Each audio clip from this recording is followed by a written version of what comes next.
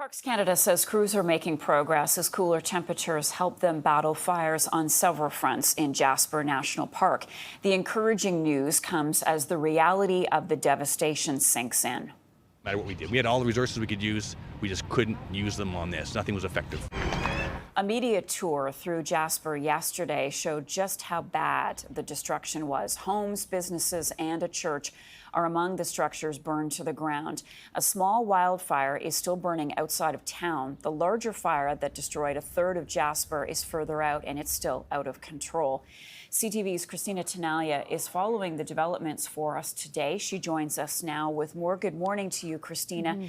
So people able to get a look, not a full picture yet, but a look at least of part of the devastation in Jasper. What can you tell us? Yeah, Marcia, it's just heartbreaking when you look at these images and you consider these are people's homes. Even the mayor of Jasper lost his home of 67 years. The majority of the loss in terms of structures are residential buildings, so of homes, apartments, and it's frankly because the priority for firefighters was to protect critical infrastructure.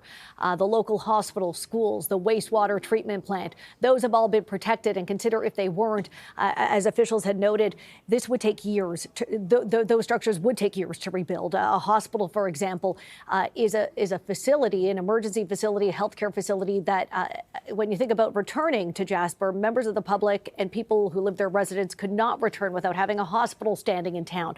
So that's why it was necessary to protect that critical infrastructure. In saying that, about 30% of Jasper's about 1,000 structures are leveled, just wiped out. Again, the majority of the damaged buildings are residential. These are hundreds of homes, whole neighborhoods that are just gone. To give you a perspective of sort of the width and depth of this, the Jasper wildfire swallowed up 32,000 hectares. It's expected to burn for the next 3 months, and Parks Canada says this is the largest wildfire recorded in Jasper National Park in the last 100 years. And even though reporters were given a tour of some of the damage yesterday, consider this, and this was according to Alberta Premier Danielle Smith, when parts of Fort McMurray in northern Alberta burned in 2016, about a month passed before residents were allowed to return. So I point that out because we know from officials that the wildfire is expected to burn for the next 3 months. And giving you the context from Fort McMurray, Marcia, it doesn't look like residents will be able to return anytime soon, although it's certainly something that officials in Alberta are keeping residents of Jasper updated on. So talk to us about what is happening then in British Columbia with evacuations there over the weekend. Yeah, further west, there are hundreds of wildfires burning in BC. You know, it just paints a picture of the challenge from a weather standpoint, a climate change standpoint, in terms of what's happening across the country. I mean, as soon as we sort of wrapped up our storytelling of the residents of Labrador City, 9,500 of them were able to return home after evacuating due to wildfires there. Our focus shifted to the West Coast, where in BC, right now the current number is 22 regions of that province are under, I don't want to say a state of emergency, but they're listed on provincial websites as being sort of having an emergency status, either having an evacuation order or an evacuation alert. There are 385, to be exact, wildfires burning across BC.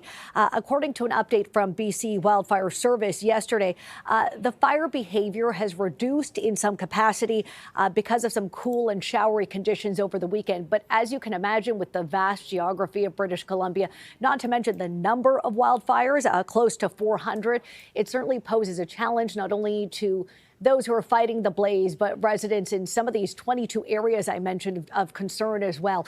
And Marcia, those who are fighting these fires and working to keep residents informed in these jurisdictions, including the mayor, they're suffering losses as well. These are members of the community. The fire chief in Jasper, his home completely lost.